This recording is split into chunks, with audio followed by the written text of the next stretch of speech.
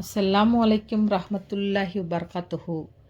நபிகள் பெருமானார் ஸல்லல்லாஹு அலைஹி வஸல்லம் அவர்கள் நவின்றதாக ஹஸ்ரத் அம்ர் இப்னு அப்ஸா ரலியல்லாஹு அன்ஹு அவர்கள் அறிவிக்கிறார்கள்.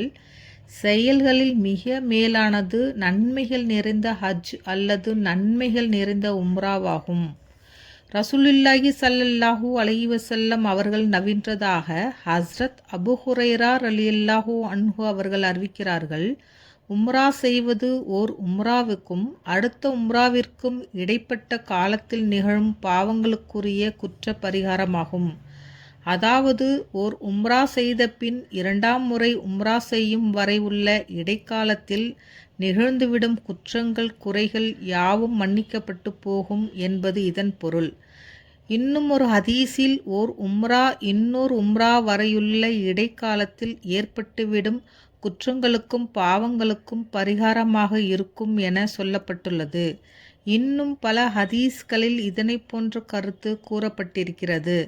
ஹஸ்ரத் இப்னு அப்பாஸ் ரலியல்லாஹு அன்ஹு அவர்கள் கூறுகிறார்கள், ஹஸ்ரத் உம்மு சலீம் ரலியல்லாஹு அன்ஹா அவர்கள் அண்ணல் நபி ஸல்லல்லாஹு அலைஹி வஸல்லம் அவர்களின் திரு சமூகத்தில் ஆஜராகி, என்னுடைய கணவர் அபுதல்ஹா ரலியல்லாஹு அன்ஹு அவர்களும் அவருடைய மைந்தரும் என்னை விட்டுவிட்டு ஹஜ்ஜுக்கு சென்று விட்டார்கள் என கூறினார்கள். அதற்கு அண்ணல் நபி ஸல்லல்லாஹு அலைஹி வஸல்லம் அவர்கள், ஏ உம்மு சலீமே, ரமலானில் உம்ரா செய்வது என்னுடன் ஹஜ் செய்வதற்கு சமமாகும் என்று நவின்றார்கள். சங்கை மிக்க ரமலானில் உம்ரா செய்வது ஹஜ்ஜுக்கு நிகரான சிறப்பினை பெறும் என்னும் கருத்துப்பட உள்ள பெருமானார் ஸல்லல்லாஹு அலைஹி வஸல்லம் அவர்களின் பொன்மொழிகள் பல அறிவிப்புகளில் காணப்படுகின்றன. ஒரு ஹதீஸில் கூறப்படுவதாவது, நபிகள் பெருமானார் ஸல்லல்லாஹு அலைஹி வஸல்லம் அவர்கள் ஹஜ்ஜுக்காக புறப்பட்ட சமயத்தில் ஒரு சஹாபி பெண் தம்முடைய கணவரிடம் அண்ணல் நபி ஸல்லல்லாஹு அலைஹி வஸல்லம் அவர்களுடன் தாமும் ஹஜ்ஜை நிறைவேற்றி கொள்ள தம்மையும் அழைத்து செல்ல வேண்டிக் கொண்டார். அதற்கு அவர், என்னிடம் பிரயாணத்திற்கு தேவையான எவ்வித வாகனமும் இல்லையே என தம் இயலாமையை கூறிவிட்டார். அதற்கு அந்த சஹாபி பெண்மணி, தங்களிடம் இன்ன ஒட்டகம் இருக்கிறதே என்றார்கள். அதற்கு கணவர், அதை நான் அல்லாஹ்வின் பாதையில் அர்ப்பணித்து வக்ஃப் செய்து விட்டேன் அல்லவா என்று கூறினார்கள். இதை கேட்ட அந்த சஹாபி பெண்மணி வேறு வழியின்றி தங்கிவிட்டார்கள். அண்ணல் நபி ஸல்லல்லாஹு அலைஹி வஸல்லம் அவர்கள் ஹஜ்ஜு செய்துவிட்டு திரும்பிய பின்னர் அவருடைய கணவர் இவ்விஷயத்தை அன்னாரிடம் எடுத்துரைத்தார்கள். இதனை கேட்ட பெருமானார் ஸல்லல்லாஹு அலைஹி வஸல்லம் அவர்கள், ஹஜ்ஜும் அல்லாஹ்வின் பாதையாயிற்றே, உன் மனைவியை அந்த ஒட்டகத்தின் மீது அமர்த்தி அழைத்து சென்றிருந்தால் அதில் தவறு ஏதுமில்லையே என்றார்கள்.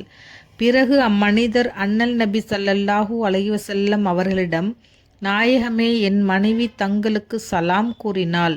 மேலும் தங்களுடன் ஹஜ்ஜு செய்யாமல் போனதற்கு பகரமாக இப்பொழுது என்ன செய்வது என்பது பற்றியும் விசாரித்து வர சொன்னாள் என்றார்கள். அதற்கு நபி ஸல்லல்லாஹு அலைஹி வஸல்லம் அவர்கள், என் புறத்திலிருந்தும் அவருக்கு சலாமை எத்தி வையுங்கள். மேலும் புனித ரமலானில் உம்ரா செய்வது என்னுடன் ஹஜ்ஜு செய்ததற்கு ஒப்பாகும் என்பதையும் அறிவித்து விடுங்கள் என அருளினார்கள்.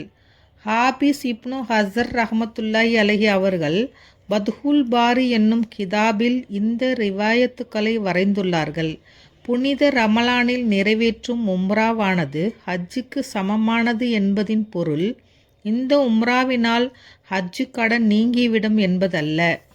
இது எல்லா மத்ஹபுகளிலும் யஹூபித்து ஒப்புக்கொள்ளப்பட்ட மஸ்அலா ஆகும்.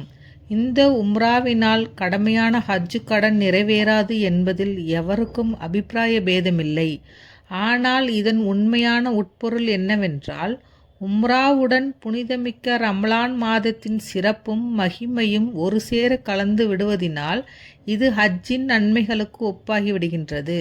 இப்னு ஜௌசி ரஹ்மத்துல்லாஹி அலைஹி அவர்கள் கூறுகிறார்கள், தூய்மையான இக்லாசான எண்ணத்தால் அமல்களின் மதிப்பு கூடிவிடுவதைப் போல சிறு சமயங்களில் நேரம் காலம் ஆகியவற்றின் சிறப்பாலும் அமல்களின் மதிப்பு உயர்ந்து விடுகின்றது.